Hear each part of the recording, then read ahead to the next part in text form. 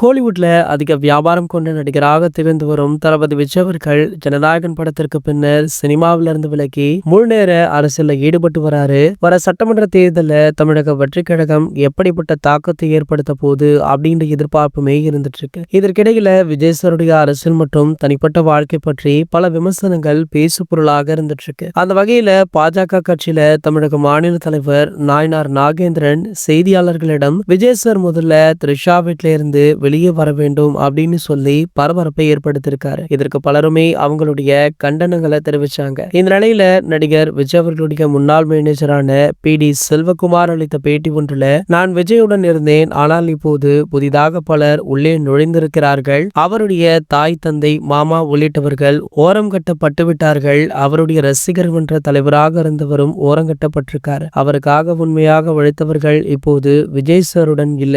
விஜய் அவர்களுக்கு முதன்மை தளபதியாக இருந்தேன் நான், ஆனால் என்னை ஓரங்கட்டியதை தாங்கிக் கொள்ள முடியல. விஜய் யாருடைய கட்டுப்பாட்டுல இருக்கிறார் என்று எனக்கு எப்படி தெரியும்? த்ரிஷாவிடம் போய் கேளுங்க, அவங்க சரியா சொல்லுவாங்க அப்படின்னு இவருமே பேசியிருக்காரு. சோ ஒரு சில ஆண்டுகளாகவே நடிகர் விஜய் அவர்களுக்கும் த்ரிஷா அவர்களுக்குமே பற்றி பல கிசுகிசுக்கள் சோசியல் மீடியாக்கள்ல உலா வந்து கொண்டிருக்க இந்த வேளையில இப்படி ஒரு தகவல் வெளியாகி இருப்பது பலருக்குமே அதிர்ச்சியை கொடுத்திருக்கு. சமீபத்துல த்ரிஷா அவர்கள் ஒரு ட்வீட் ஒன்றுமே போட்டிருக்காங்க. அதுவுமே விஜய் அவர்களுக்கு ஏற்றார் போலதான் இருக்கு அப்படின்னு பல நெட்டிசன்களுமே சோசியல் மீடியாக்கள்ல பேசிட்டு இருக்காங்க. சோ இதனை பற்றி விஜய் அவர்களுடைய மனைவியான சங்கீதா விஜய் அவர்கள் கூடிய விரைவிலேயே பேசினால்தான் அத்தனை பிரச்சனைகளுக்குமே முற்றுப்புள்ளி வைக்க முடியும் அப்படின்னு பிரபல பத்திரிகையாளர் ஒருவர் தெரிவிச்சிருக்காரு. இது போன்ற செய்திகளை பத்தி நீங்க உடனே தெரிஞ்சுக்க நம்மளுடைய சேனலை மறக்காம சப்ஸ்கிரைப் பண்ணிக்கோங்க.